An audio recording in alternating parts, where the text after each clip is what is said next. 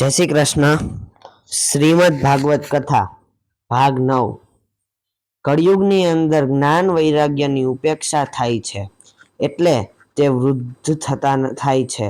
નારદજી કહે છે કે જ્ઞાન વૈરાગ્ય સાથે હું ભક્તિને બઢાવીશ, હું ભક્તિનો પ્રચાર કરીશ.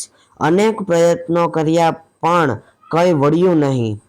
વેદ વેદાંગના પારાયણમાં કર્યા તો પણ જ્ઞાન વૈરાગ્યની મૂર્છા ઉતરી નહીં. વેદની ભાષા ગૂઢ છે, વેદોનો અર્થ જલ્દી સમજાતો નથી, એટલે વેદોના પારાયણ કરવાથી મૂર્છા ઉતરી નહીં. આપણું હૃદય એ વૃંદાવન છે. વૃંદાવન હૃદય કોઈ વખત ઉપનિષદના અને વેદના પાઠથી નાના વૈરાગ્ય જાય છે, પણ તે મૂર્છામાં પડે છે. તે વૈરાગ્ય ટકતું નથી. સ્મશાનની અંદર ચિતા બળતી જોઈ કેટલાકને વૈરાગ્ય આવે છે.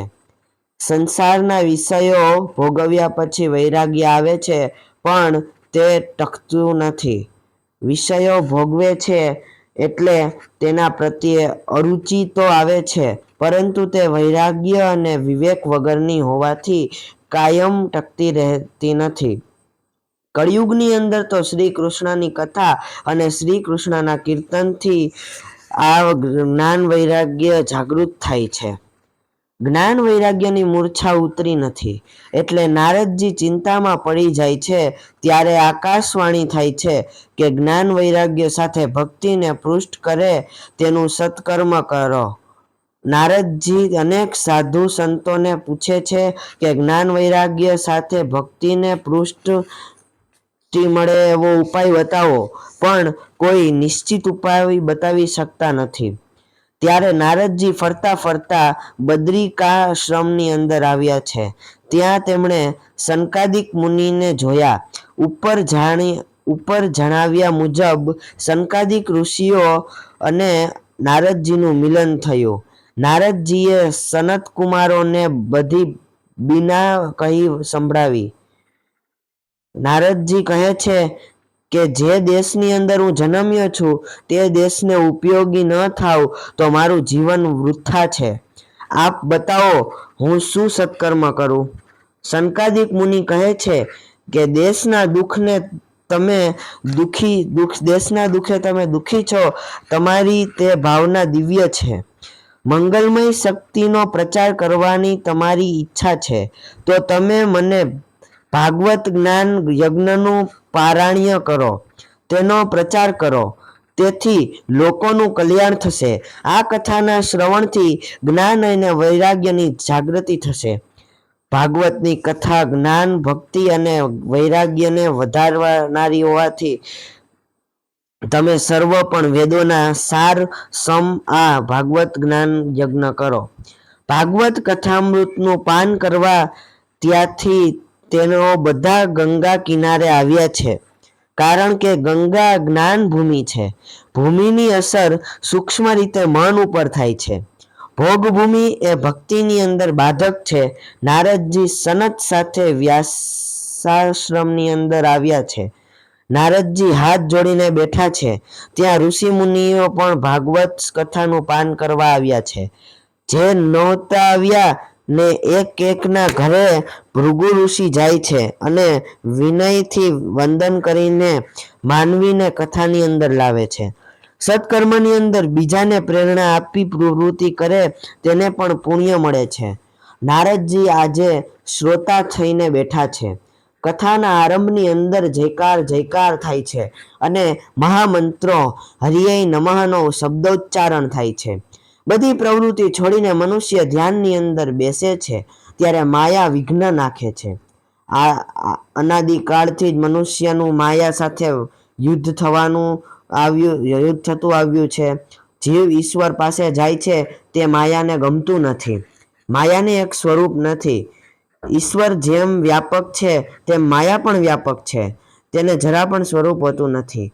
જીવ અને ઈશ્વર મિલનમાં માયા વિઘ્ન કરે છે. માયા મનને ચંચળ બનાવે છે. માયા મનુષ્યને સમજાવે છે કે સ્ત્રી વગરમાં સુખ રહેલું છે. મનુષ્યને માયા હરાવે છે. મનુષ્યની હાર થાય છે, માયાની જીત થાય છે. કારણ કે મનુષ્ય ભગવાનનો પાલવ પકડતો નથી. કથા ભજનની અંદર ઈશ્વરનો પ્રેમથી જય જયકાર કરવો, માયાની હાર થાય છે અને મારી જીત થાય છે. પ્રભુનો જય જયકાર કરો તો તમારો પણ જયકાર થશે, જીત થશે. આ ભાગવતી કથા અતિ દિવ્ય છે. આ કથા જે પ્રેમથી શ્રવણ કરશે તેના કાન દ્વારા પરમાત્મા હૃદયની અંદર આવશે. નેત્ર અને શ્રોત્રને જે પવિત્ર રાખે છે તેના હૃદયની અંદર પરમાત્મા આવે છે. ભગવાન શ્રી કૃષ્ણ કાન દ્વારા, આંખ દ્વારા મનની અંદર આવે છે.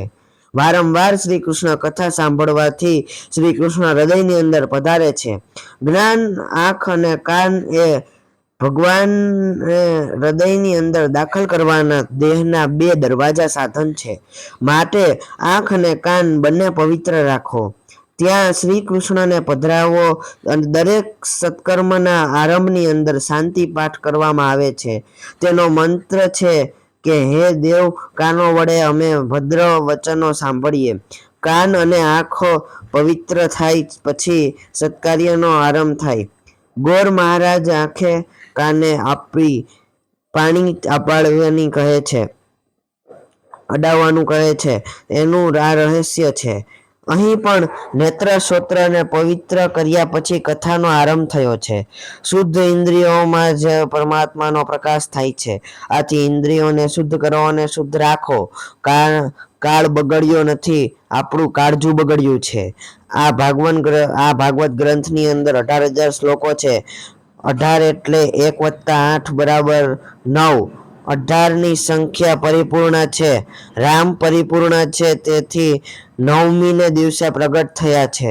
શ્રી કૃષ્ણ 9મીએ ગોકુળ આવ્યા છે, ત્યારે નંદ મહોત્સવ કરવામાં આવે છે.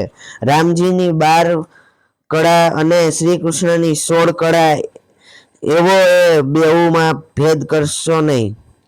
જય શ્રી કૃષ્ણ.